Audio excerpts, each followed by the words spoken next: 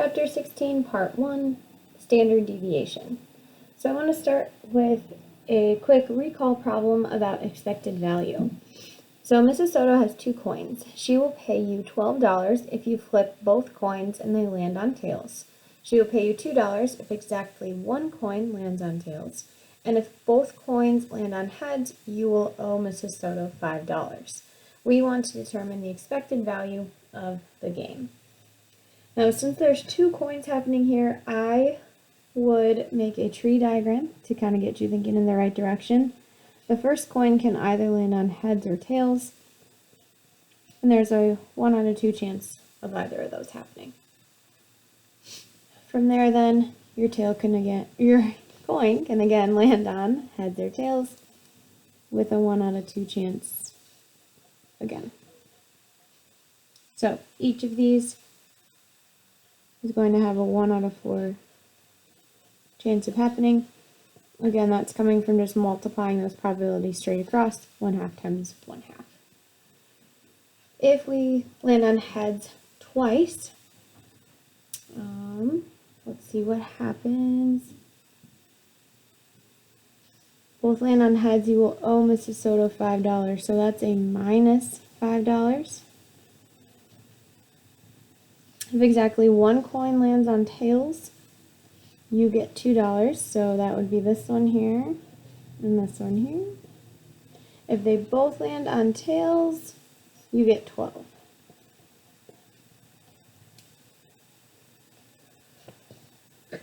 So we can make a diagram if we wanted to. We would have our outcome,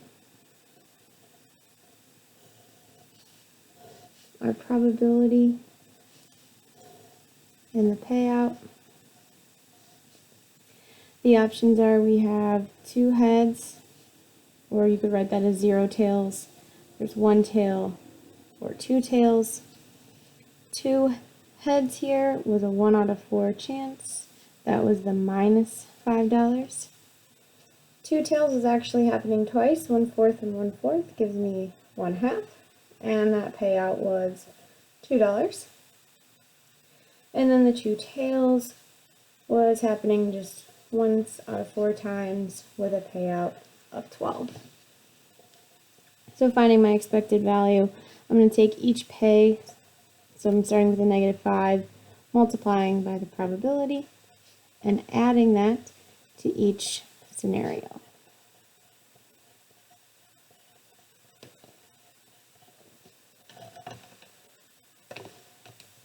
I'm going to type this into my calculator.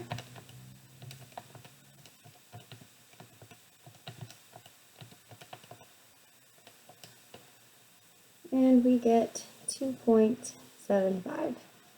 So on average, as we play this game over and over and over again, you can expect to win $2.75.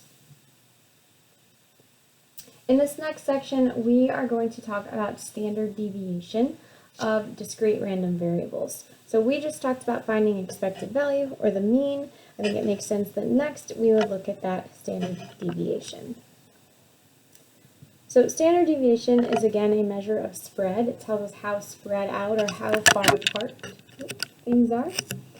The spread or the variability of a discrete random variable x is called the standard deviation.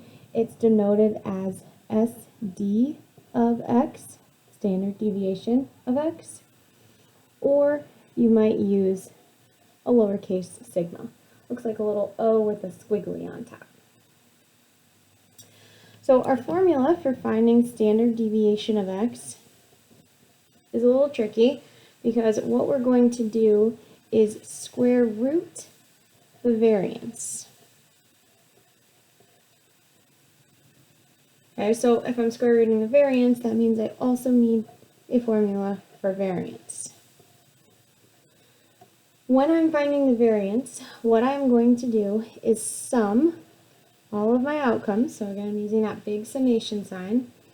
What I'm going to do is take each outcome, so I'm going to call that x, and I'm going to find how far away it is from the mean or from the average.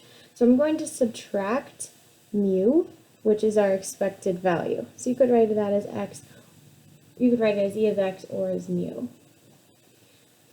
Now that's telling me how far my outcome is from average. Some of these subtractions could be positive, some could be negative. To make them all positive, we're going to square them. We've seen that idea of squaring a few times now when we've been finding standard deviation. Once I have that complete, I'm then going to multiply it by the probability of that specific event happening. I would then do the same thing over and over again for all of my different outcomes. So you're going to start with finding the variance, finding the difference between the mean and squaring it, multiplying it by the probability, adding it all up. Once we have the variance, we can then square root it to find standard deviation. So let's use this formula to find the standard deviation of the game described above. So we're going to list our outcomes again. We had 2 heads, 1 tail, or 2 tails. We said the payout for 2 heads was -5 with a probability of 1/4. 1 tail was 1/2 with, whoops, flipped that. The payout in this case was 2 with 1/2. And last one was 1/4 with a payout of 12. Confused me because those columns are switched. The first thing we're going to do is just kind of add on to this. We're going to find the deviation from our mean or from our average. We now know that the average, based on that recall problem above, we found the expected value to be 2.75. So I'm going to start with finding how far away each of my values is from that mean. So I would do -5 minus 2.75. Should give me -7.75.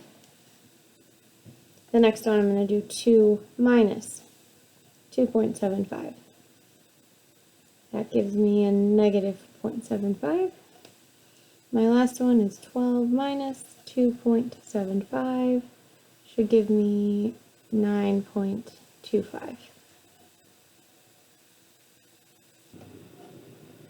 Once we've found those deviations, now what we have in our formula is this part here figured out, the x minus the mean. Notice that some of them are positive, some of them are negative, so to get rid of that, we are going to square them and multiply by the probability. So for this first part, I like to start with the probability. You don't have to, but I usually put that part first. Then I put the deviation, so the -7.75, and we square it. Okay, we're adding that to my next option, which is 1/2 times the deviation squared. Plus, the last one was 1/4. Again, times that deviation squared. We'll go ahead and type this into our calculator. 1/4 times the -7.75 squared plus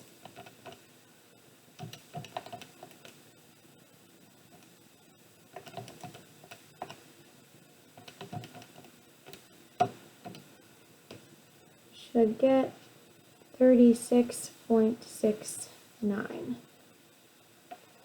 Okay, now that technically is our variance. This is in measured of squared units. Because we squared each of those deviations, this is squared units. We want to find the standard deviation. So once I have my variance, I'm just going to square root it. So I'm going to find the square root of 36.69.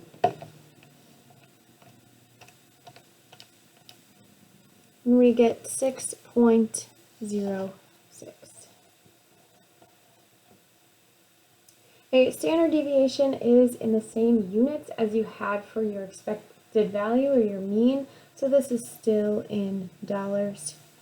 And what this means is that on average, I expect my different payouts to be about $6 different each time, on average. Obviously, some of them are going to be further apart than others, but on average, this is how far they should be from the mean.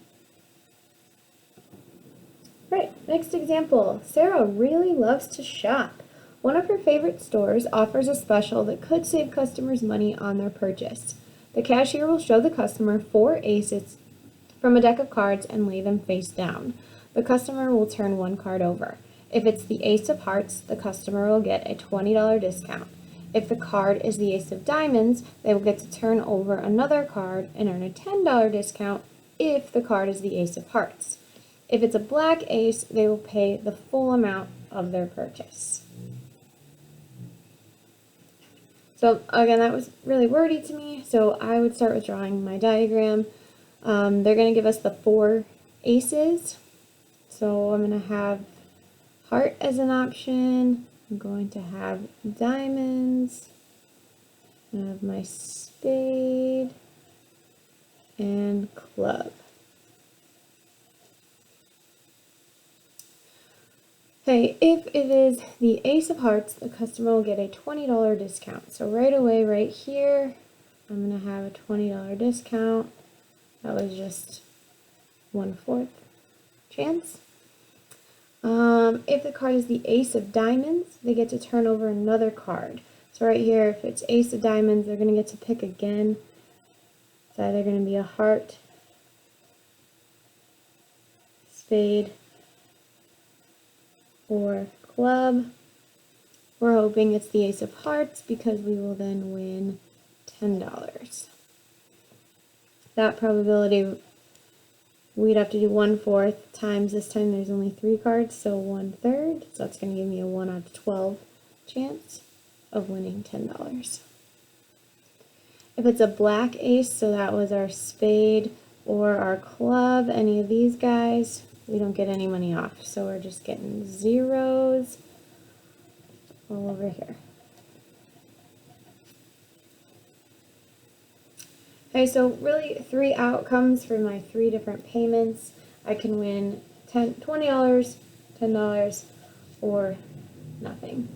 So the outcome for that $20 was picking a heart. We said the probability was 1/4. To get a 10, I had to pick a diamond, then a heart. That was, we said, 1 out of 12. I'm just going to be a little lazy here and say all others for winning my 0. And again, to find this, I think the easiest way is to just subtract from 1. So I'm going to do 1 minus the 1/4 minus 1/12, giving me 2/3.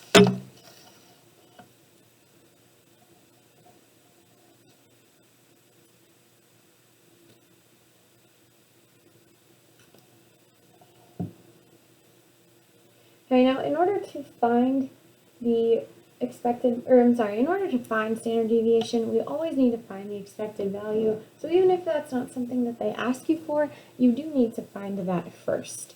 So I'm going to start with taking my payout times the probability plus payout times probability, payout times probability. You really want to take your time when you're finding that expected value, especially when you go to plug it into your calculator. If you get this expected value wrong, it is going to impact everything else. So make sure you take your time when you're plugging this into your calculator. So we get an expected value of $5.83. Okay, next up we're going to find the variance. I did add on here again to find that deviation in the table. I'm actually going to skip that part for this question and just do it right in my variance formula because I think it saves a little bit of time. If you want to find those deviations first, by all means you can, but I'm going to do them just straight into that formula. So my first option had a probability of 1/4. In the parentheses, this time I'm going to find that deviation. So I'm going to take the payout, which is $20, subtract the average, which we just found to be $5.83, and square that. I'm then going to add my next option at a probability of 1/12. That payout was $10, and I'm subtracting the average, so 583, and squaring it. My last one was a probability of 2/3. Payout was 0. I subtract 583 and square it. From there, we're going to plug that whole thing straight into our calculator. I would rather just plug this all into my calculator at once rather than finding each of these individually. You can type this whole thing in right at once. Again, just type it in slow. Be careful, type in one thing wrong and it does change your entire problem. If you want to go piece by piece and type in each part, that's totally fine. Do whatever you're most comfortable with.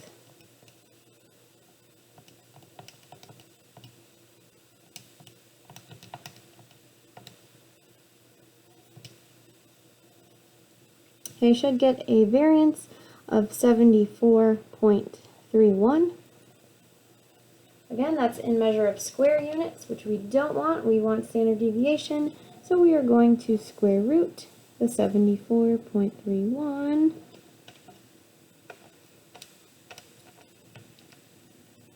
Giving us 8.62. And again, that's same units as our expected value. Expected value was dollars. We're looking at money here.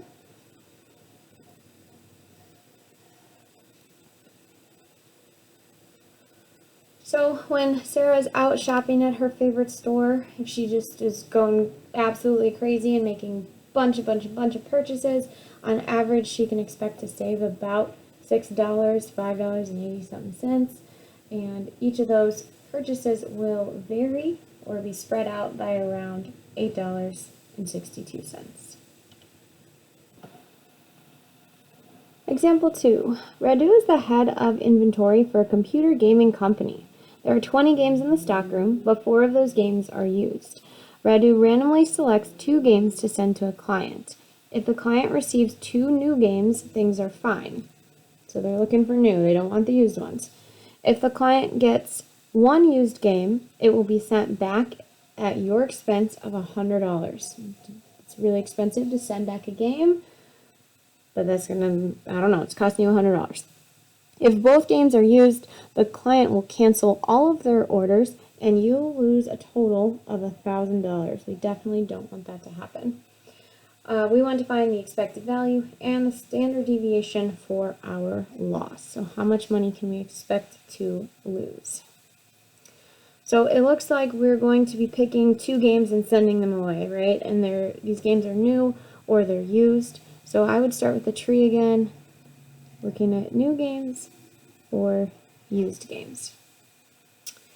So there's 20 of them in the room. 4 of them are used, so there's a 4 out of 20 chance, which means 16 out of 20 that they're new. That's my first pick. Then again, new and used. New and used. Okay, watch out on this one. This is a little bit tricky here. Once I pick this first game and it's new, now there are only 15 new games left out of 19. If the first one that I chose was a new game, then on that second choice, this is going to be, 4 of them are still used, but it's still out of 19. If I picked a used game at first, then there's going to be 1 less used game, so this will be 3 out of 19. 16 new ones out of 19. So I like to make a probability distribution chart first. So we're going to have our outcome, probability, and the pay, which is really what we're losing, but we'll think about it still as pay. So one thing that could happen is that there are 2 new games. This is a good thing. That's what we would want to happen. 2 new games here. To find that probability, I'm going to multiply straight across. So I have 16 out of 20 times 15 out of 19. I'm just going to use decimals. Whoops, you can't see. I'm going to round to just 0.63. And if both of them are new, things are fine. We are not going to lose any money. If we send them one new game, that's happening here and here. So we would have to find both of those probabilities. So I would do 16, whoops, 16 out of 20 times the 4 out of 19 plus, I'm going to find this one, 4 out of 20 times 16 out of 19, which gives me about 34%. If that's the case, I'm going to lose $100. So I'm going to put negative 100. And worst case scenario, they get all 2 used games. That would be just right here. So 4 out of 20 times 3 out of 19 only happens about 3% of the time. And if that happens, though, we are going to lose $1,000. Okay, from here we can find our expected value and our standard deviation. So expected value, I'm taking our pay, multiplying by the probability.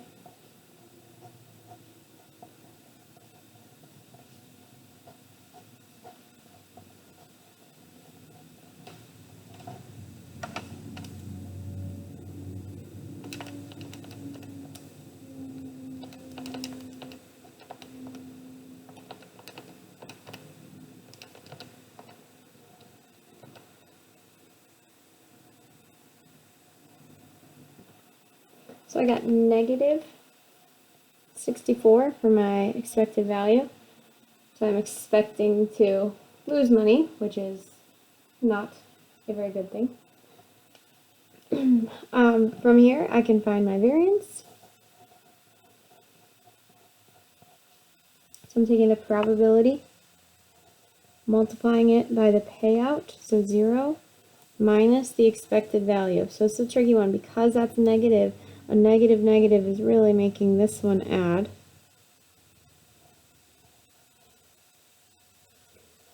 Plus my next probability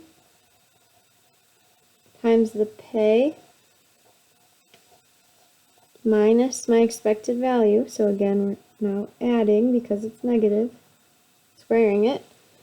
And then my last one, negative 1,000 minus the negative 64. I'm going to type that guy in.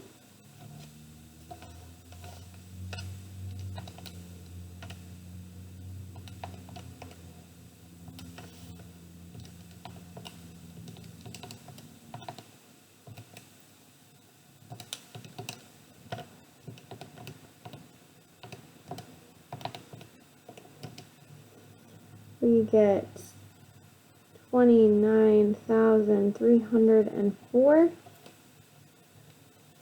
Don't forget that that's very large. It's okay because when we go to find the standard deviation, we're going to square root it.